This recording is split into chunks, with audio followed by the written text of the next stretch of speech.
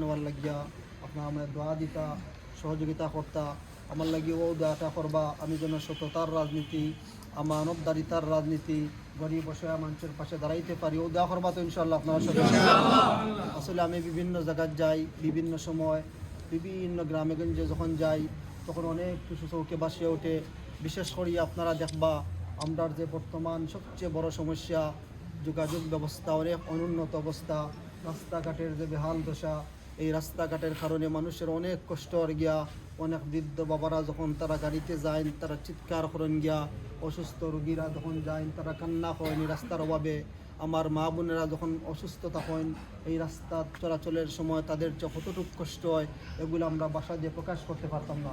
আরও আপনারা দেখবা আমরা একটা সমস্যা সবচেয়ে বড় সমস্যা হইল গিয়া এই যে নদী তীরবর্তী এলাকা, এখানে অনেক মানুষ বসবাস করে, তারা অনেক কষ্টে বসবাস করে গিয়া, অনেক মানুষের ঘর বাড়ি সব একদম নিঃস্ব হয়ে গেছে গিয়া, অনেকে মসজিদ মাদ্রাসা স্কুল কলেজ শিক্ষা প্রতিষ্ঠান সব গেছে গিয়া, অনেক মানুষ ঘর বাড়ি হারাইয়া একদম নিঃস্ব, তার এখন কোনো ঘর নাই বাড়ি নাই, অন্যর বাড়িতে গিয়া থাকের, অন্য কোনো বাড়া গিয়া থাকের, এইরকম অনেক মানুষ আছে না আপনারা দেখবা। এখনও অনেক মানুষ নদীর পাড়ে বসবাস করে অনেক রিস্ক লইয়া একদম নদীর তীরবর্তী, তারা যখন এখানে রাত্রে বসবাস করে সকালে উঠিয়া দিয়ে তাদের গড়েটা থাকবো কোনো গ্যারান্টি নাই যে এই গড়েটা সকালে উঠিয়া খাইমু কিনা না। তারপর গরিব মানুষ অসহায় হইয়া এই গড়ে তারা বসবাস করে। অনেক মানুষ আমরা দেখি আর একটা সাইডটা দেওয়ালের ঘর নাই, ঘরের অবস্থা অনেক খারাপ। এই যে ঠান্ডার মাঝে তাদের ঘরে গিয়া অটোমেটিক গিয়া ঠান্ডা হাওয়া ঢুকের গিয়া অনেক অসুস্থ রোগীরা দেখবা গ্রামে গঞ্জে টাকার অভাবে তারা চিকিৎসা করাইতে পারেন না। অনেক ভালো ভালো স্টুডেন্ট দেখবা তারা টাকার অভাবে লেখাপড়া করতে পারেন না গিয়া। আমাদের যে প্রত্যেকটা সেক্টরে যে অনুন্নত অবস্থা এইগুলার কারণ কি? এইগুলার মূল কারণ হইল গিয়া এই যে আমাদের নোংরা রাজনীতি, প্রতিহিংসামূলক রাজনীতি, দুর্নীতিগ্রস্ত রাজনীতির কারণ। দীর্ঘ 54 বছর আমরা যারা ভোট দিছি তারা যদি সঠিকভাবে আমাদের বাজেটগুলো কাজে লাগাইতো তাহলে তো রাস্তার এই দশা থাকলেও নেই, রাস্তার দশা থাকলেও না, চিকিৎসার লাগি গরিব মানুষ কান্না করতে হইল না। আপনারা দেখুন যেন বিশেষ করিয়া বেশ দূরেই যাওয়া লাগতো না, আপনার তো প্রত্যেকটা ইউনিয়নে একটা স্বাস্থ্য কমপ্লেক্স আছে না নি, কিন্তু এগুলা আপনারা যাওয়ার পরে গিয়া কোনো চিকিৎসা নাই দেখবা, হয়তো প্যারাসিটামল না পা সামান্য কিছু দিয়ে আপনারা দিলাইব, কোনো উন্নত চিকিৎসা নাই। এর চেয়ে আরও বেশি কষ্ট লাগে আমরা যখন উপজেলার যখন আমাদের একটা স্বাস্থ্য কমপ্লেক্স আছে এখানে যাওয়ার পরে গিয়া আরও বেশি কষ্ট লাগে গিয়া, এখানে কোনো বালা উন্নত মানের মেশিন নাই, কোনো কিছু নাই, এমনকি ডাক্তাররাও নাই। আমরা শুনছি কিছুদিন আগে যে এত বড় একটা ক্লিনিক উপজেলা স্বাস্থ্য কমপ্লেক্সও মাত্র একজন ডাক্তার, এটা মানা যায়নি। বিয়ানি বাজারের মতো জায়গা, এত বড় জায়গাতে একজন ডাক্তার দিয়া কেমনে চলে? এখানে যদি আপনারা যাইন কি চিকিৎসা পাইবে এখন তো আপনারা বুঝতে পাররা।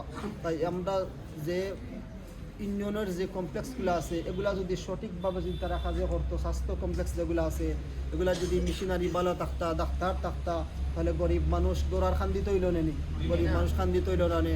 কিন্তু আমরা দেখছি এগুলার সঠিক বাজেট আয়, কিন্তু প্রত্যেকটা ইউনিয়নের যে স্বাস্থ্য কমপ্লেক্স যেগুলো আছে সরকার তো এগুলার বাজেট আয়, কিন্তু এই বাজেটগুলো কাজে লাগে না, মেশিনারি এগুলো কাজে লাগে না, এগুলো উদা হয়ে যায়, এই যে দুর্নীতিবাজরা এগুলো নেওয়া যায়।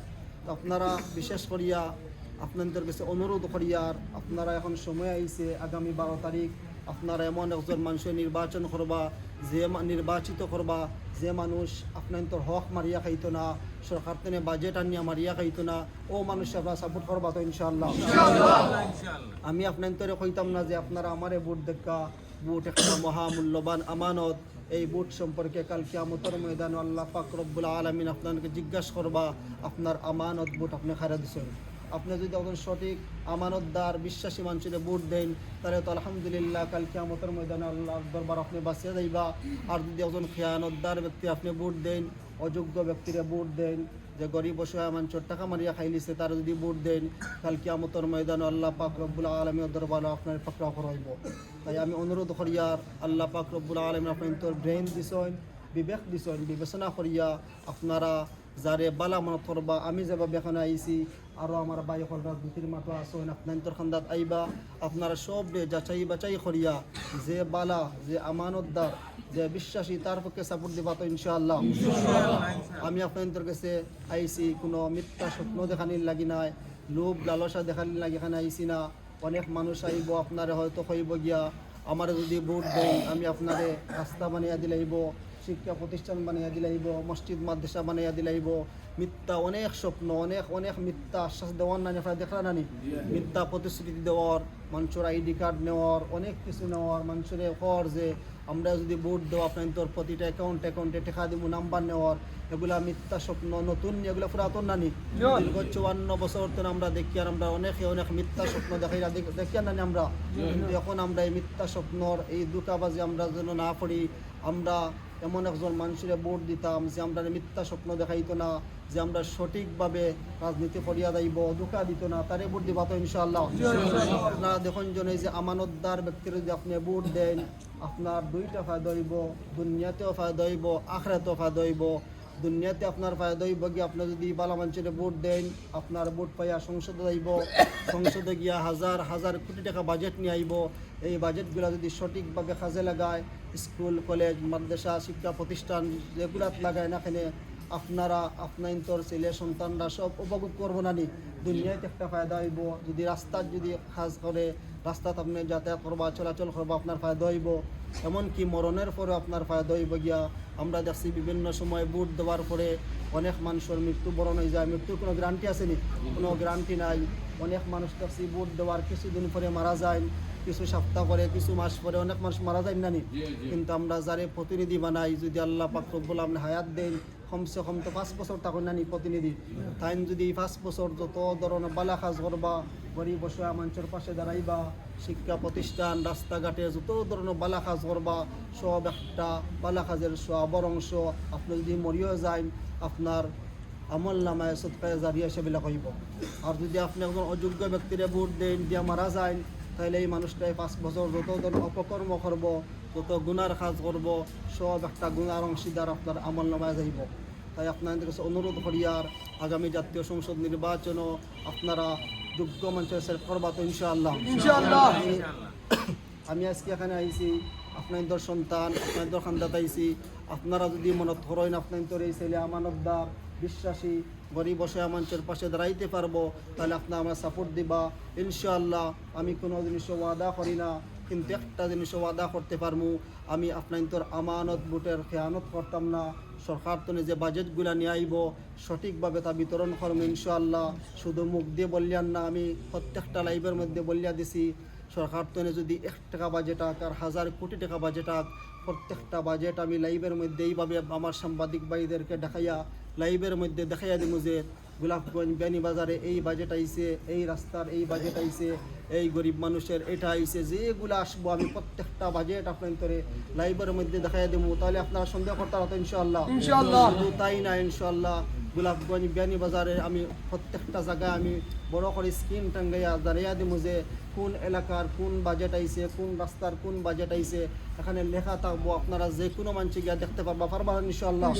এখানে কেউ দুর্নীতি করতে পারবেন, সুযোগ পাইবনি, কেউ পাইতো না। আমরা বিভিন্ন সময় দেখবা আমাদের এলাকার যদি একটা রাস্তায় কিছুদিন পরে রাস্তায় একটা উদাও হয়ে যায়, এরকম হয়েছে না বিভিন্ন সময়। এই রাস্তাটা যায় কোথায়? এই রাস্তা যায় যে দুর্নীতিবাজরা, তাদের দুর্নীতির তারা অপশক্তির পাওয়ারে তারা গিয়া অন্য জায়গাত নিয়ে আমাদের রাস্তা দিলায়, হয়তো তার এখানেও দিলে কোনো ফায়দা আছে, কিন্তু আমরা যদি লাইভের মধ্যে দেখাইয়া দিলাই, স্ক্রিনে যদি লেখিয়া দিলাই, তাহলে দুর্নীতিবাজি আমাদের রাস্তা অন্য জায়গায় দিতে পারবো নি, কোনো সময় পারতো না ইনশাআল্লাহ। আমি যেভাবে বলি, আর যদি আপনারা আমার বিজয় করেন, আপনারা এই রেকর্ডগুলো রাখবা, ভিডিও ক্লিপ রাখবা, আপনারা আইয়া কইবা যে আপনি যে কইসলা, যদি আপনি ভাস করেন প্রত্যেকটা বাজেট লাইভের মধ্যে দেখাইবা, তাহলে এখানে দেখাইন না। তাই আপনারা তো প্রমাণ আছে নানি, এই প্রমাণ রাখতে হবে ইনশাআল্লাহ। আপনারা আমি বিশেষ করে বিভিন্ন জায়গায় যাই, গোলাপগঞ্জ বিয়ানীবাজারও আমার অনেক মানুষ অনেক প্রশ্ন করে যে আপনার বাড়ি কোথায়, তখন আমি আমার বাড়ি খানো কই কুরার বাজার কই নানি। আর এখানে আমরা সব যারা আছি সব আমরা কুরার বাজারই নানি। আমি কুরার বাজারের সন্তান, আপনারা সন্তান। আজকে যদি আপনারা আমরা বিজয় করে দেন, তাহলে আমাদের যে আগামী প্রজন্মের যে ছোটো ছোটো ভাইয়েরা, তাদের সাহস হইব, তারা বিভিন্ন এমপি, উপজেলা চেয়ারম্যান, ভাইস চেয়ারম্যান বিভিন্ন সেক্টরে তারা দাঁড়াইতে পারবো। তাদের বিশ্বাস থাকবো যে আমার ফখরুল ভাই একবার দাঁড়াইছিলা, আমরা ইউনিয়নবাসী ফখরুল ভাইয়ের পক্ষে সাপোর্ট দিছেন, তাই তার সাহস থাকবো না ইনশাআল্লাহ। আজকে যদি আপনারা যদি আমার পক্ষে না দাঁড়ান ইউনিয়নবাসী, আমি যদি আপনাদের এখানে যদি হারিয়ে যাই, আমার এলাকায় যদি আমি হারিয়ে যাই, তাহলে আমাদের যে আগামী প্রজন্মের যে ভাইয়েরা আছে তারা সাহস পাইব নি কোনো কিছু দাঁড়াইতে, তারা সাহস পাইতো না। তারা সবসময় এটা মনে করবো যে আমাদের ফখরুল ভাই একবার খারা ইসলা, আমরা ইউনিয়নের মানুষে তান্ডে মূল্যায়ন করছেন না, ভোট দিচ্ছেন না, তাহলে তো আমরা খারা হইলে আমাদের ভোট দিতা না, তাই এখানে হে ডরাইয়ার খারা হইতো না। তাই আপনাদের অনুরোধ করিয়ার আপনার এলাকাবাসী আমার পক্ষে সাপোর্ট দিবা। আমার আশা, আমার ভরসা, আমার বিশ্বাস, আমার এলাকাবাসী 12 তারিখ প্রমাণ করিয়া দিবা। এই গোলাপগঞ্জ বিয়ানীবাজারবাসীর প্রত্যেকটা গ্রামে গঞ্জে আওয়াজ উঠব, খুরার বাজারবাসী এক আসন না ইনশাআল্লাহ। আপনারা অতীতে যত মানুষের ভোট দিচ্ছেন সব রেকর্ড ভাঙ্গিয়া এই খুরার বাজারের প্রত্যেকটা সেন্টারও সর্বোচ্চ ভোট দিয়া আপনাদের সন্তান হেলিকপ্টারের পক্ষে দাঁড়াইবা তো ইনশাআল্লাহ। আমাদের খুরার বাজারে কোনো দল নেই, কোনো মত নেই, আমরা সব এক না ইনশাআল্লাহ। আমরা সব এক হইয়া ইনশাআল্লাহ আগামী 12 তারিখ আমরা বিজয়ের মালা নিয়ে বিয়ানীবাজার গোলাপগঞ্জে যাইব ইনশাআল্লাহ। সব আপনারা আরও জানিয়া খুশি হইবা গোলাপগঞ্জ বিয়ানীবাজারের যে বর্তমান অবস্থা আপনাদের জানানি দরকার আছে না ইনশাআল্লাহ। আমরা যে বর্তমান অবস্থা, আমরা বিভিন্ন জায়গার যে আর গ্রামে গঞ্জে আপনারা শুধু এটা আমার মুখর কথা নয়, সোশ্যাল মিডিয়ার মাধ্যমে দেখবা, বিভিন্ন মানুষের জিজ্ঞাসা করবা যে হেলিকপ্টারের কি অবস্থা। আপনারা দেখলেন আমাদের কি অবস্থা, চারিদিকে শুধু হেলিকপ্টারের শুরু না জানানি। প্রত্যেকটা মানুষের যে আমরা আপনার ভোট দিব, আপনার পক্ষে সাপোর্ট দিব। আমার মনে হয় দীর্ঘ 54 বছর যারা এমপি হয়েছেন সব এমপির রেকর্ড ভাঙ্গিয়া সর্বোচ্চ ভোট পাইয়া এই গোলাপগঞ্জ বিয়ানীবাজার আমরা বিজয় করব ইনশাআল্লাহ। আমার পাশে থাকবা। বিভিন্ন সময় বিভিন্ন ধরনের মানুষ আছে আসিয়া বিভিন্ন ধরনের কুমন্ত্রণা দেয়, হয় যে ফখরুল ইসলাম সাহেব বই গেছেন, এরকম হয় না নি যে বই গেছেন, এগুলা মিথ্যা কুমন্ত্র, আপনারা খান দিবা না। আমরা আপনার দোয়ায় গোলাপগঞ্জ বিয়ানীবাজারবাসীর দোয়ায় মাঠো আসি, মাঠো তাকমো ইনশাআল্লাহ, আসি না ইনশাআল্লাহ।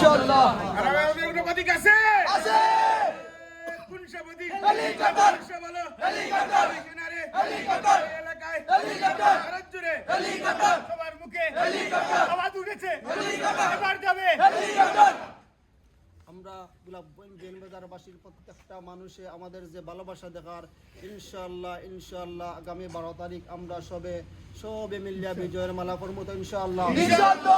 আমার লাগে আমার এলাকার মুরব্বী হল এখানে অনেক আছেন, আপনাদের কাছে আমার অনুরোধ, আপনারা এলাকার আমাদের যুবক ভাই যারা আছেন আপনারা সবে মিলিয়া প্রত্যেকটা ঘরে ঘরে গিয়া দাওয়াত দিবা, আমাদের মা বোনদেরকে দাওয়াত দিবা যে আমাদের মার্কা কি আমাদের হেলিকপ্টার মার্কার পক্ষে সাপোর্ট দিতা। এমনকি আপনারা অনেক আত্মীয় স্বজন গোলাপগঞ্জ বিয়ানীবাজার আছেন, প্রত্যেকের আত্মীয় স্বজন যদি কয় তাহলে আমাদের যে বিশাল এক ভোট ব্যাংক হব ইনশাআল্লাহ।